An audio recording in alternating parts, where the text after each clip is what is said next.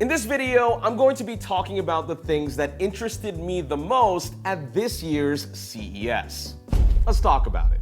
Before I jump in, I just want to thank you guys for getting Denki to 100,000 subscribers. It especially means a lot considering that the first video on this channel was exactly a year ago, at last year's CES. The story of that particular piece was that it was the first time the show was back coming out of the coronavirus. At that time, CES was running in a reduced capacity. Many brands hardly showed up, and for the ones that did, there was a significantly smaller audience to show their products to. But having gone to CES 2023, it's very clear that the show is back in normal capacity, not only in numbers of people, but also in just the sheer amount of stuff that was announced. So here are the things that I found that piqued my interest.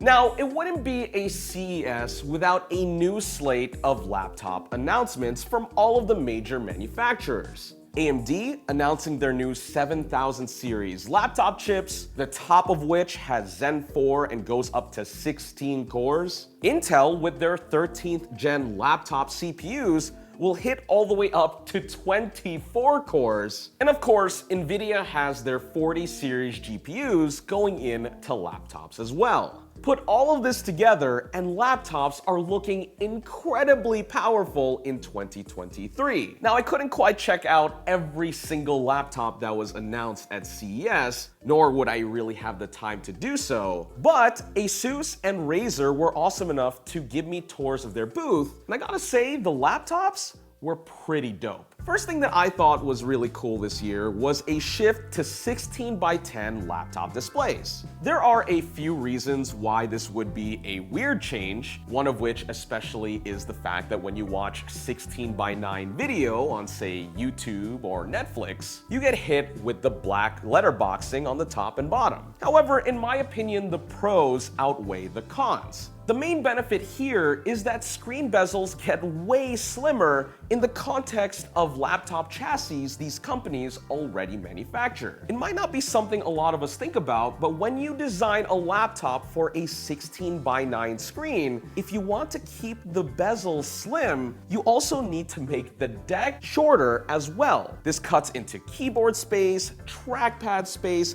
there's less places to put your hand. So as far as ergonomics go, 16:10 is the way to go. I can talk about displays all day, but performance is another key point, especially when we consider thermals. At least on the ASUS side of things, they're cooling all of their ROG gaming laptops with liquid metal as standard across the board. When we're talking 65-watt TDP on Ryzen 7000 or Intel 13th gen, and up to 175-watt TGP on NVIDIA RTX 4000 series GPUs, crazy vapor chambers and custom fans help mitigate all of that heat and wring out an insane amount of performance. And luckily, on the highest end, we're now seeing 18-inch laptops come back. ASUS has an 18-inch ROG Scar and Strix. Razer has their Blade 18, which should hopefully be enough to mitigate thermal throttling, even with how thin their chassis are. But perhaps one of the most intriguing laptops I've seen at this year's CES was ASUS's ProArt Studiobook 16 with its 3D glasses-free display. With a traditional OLED screen, tons of additional layers, and eye tracking, they're able to make a 3D display that will follow you no matter what angle you have on the screen. Guys, I you not, the models were popping out of the screen. And with that eye tracking, I can move around and look at it as if it was in virtual space. And the best part is that you can turn it on or off, meaning it's as involved or as out of the way as you want it to be. From a technical perspective, it's cool that they were able to cram all of this hardware into a laptop. On the practical side, it actually makes a surprising amount of sense when you consider that you can preview stuff in 3D in a similar way to how you would with a virtual reality headset. This can be useful if you're designing stuff in 3D or often monitor 3D models. Maybe you're designing stuff for a video game, or checking out 3D models of hearts or brains or whatever surgeons do. Of course, these are far beyond use cases that the average consumer will be seeing, and content that takes advantage of this technology will be few and far in between, but the implementation, at least from the demos that I've seen, has been surprisingly good. So the fact that there is some potential here is making me curious on how far this stuff can really go. But that's kind of the beauty of CES, isn't it? We get to see the bleeding edge of cool tech, and if it catches on, little hipster us can be like, I saw it before it was cool. Now, of course, because these products were literally just announced and I'm checking these out in a convention center for short periods of time, if you guys want to see more in-depth coverage on this year's gaming laptops, let me know in the comments below and hit that subscribe button for more content. CES is always a great place to take a look at new displays, and the usual suspects are bringing improvements to TVs. Samsung's continuing to improve on their quantum dot OLEDs, making them brighter and brighter, whereas LG are thinking outside the box, quite literally. Their brand new Signature M3 OLED features a Zero Connect box, allowing you to connect up to 3 HDMI 2.1 devices wirelessly to the TV itself. In fact, this box is the entire brains of the TV being beamed incredibly fast to the panel itself, leaving it with only one wired connection, the power cable. I'm sure the amount of data being beamed between the box and the TV is massive, which makes this all the more impressive. But even crazier than that is the brand new LG OLED T, the T standing for transparent. And while they made transparent OLEDs in the past,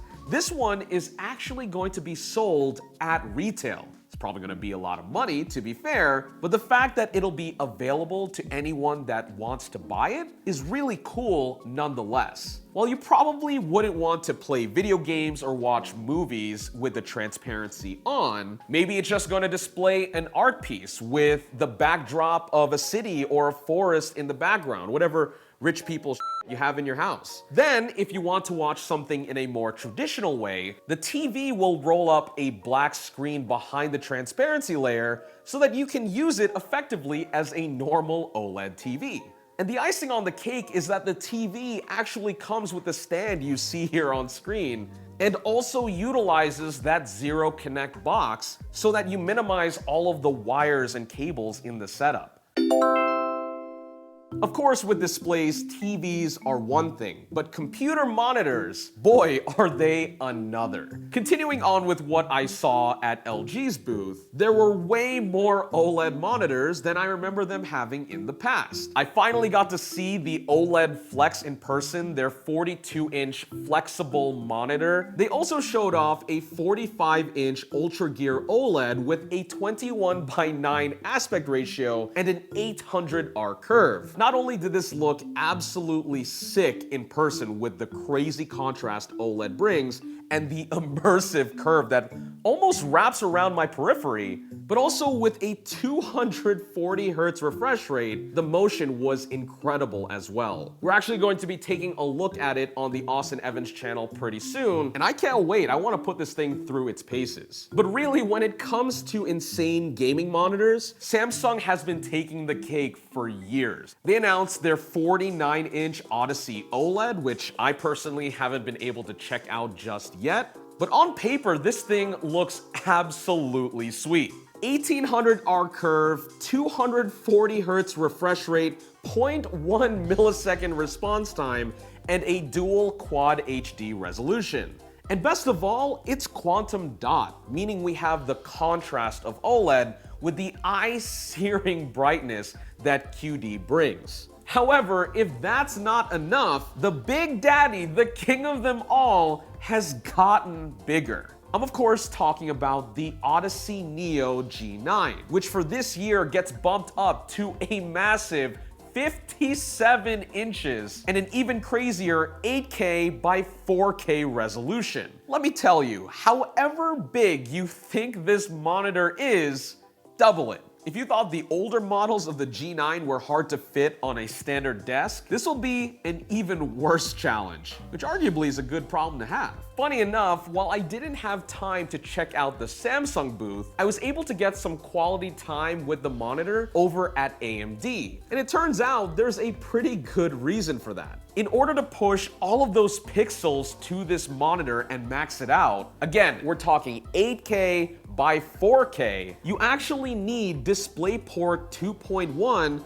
to shuttle all of that data. And right now, the only device that happens to have that port is the Radeon RX 7900 XT and XTX, which was also in the rig running the demo at AMD.